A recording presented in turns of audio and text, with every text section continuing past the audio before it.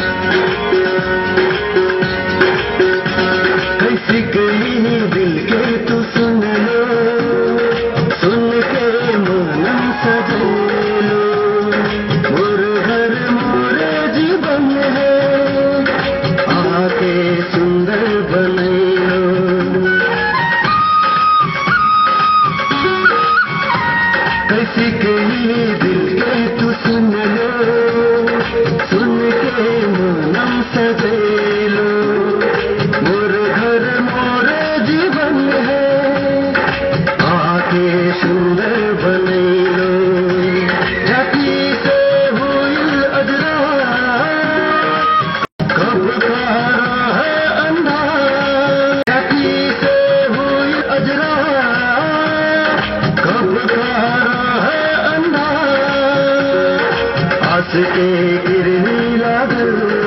जब हाथों हाथ मिलल ऐसी पुराई जिंदगी तुझे मुझसे बिताई पाऊं ऐसी पुराई जिंदगी तुझे मुझसे बिताई पाऊं अपन मनैया सोच सहारा मिल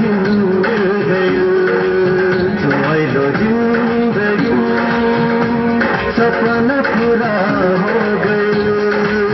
तुम्हारो जिंदगी सपना पूरा हो गयो अपन मनैया सोच सहारा मिल गयो आँखी से दूर ना हुई हो महल छोड़ के ना हो आँखी से दूर ना हुई हो महल छोड़ के ना हो तो हर बिना थे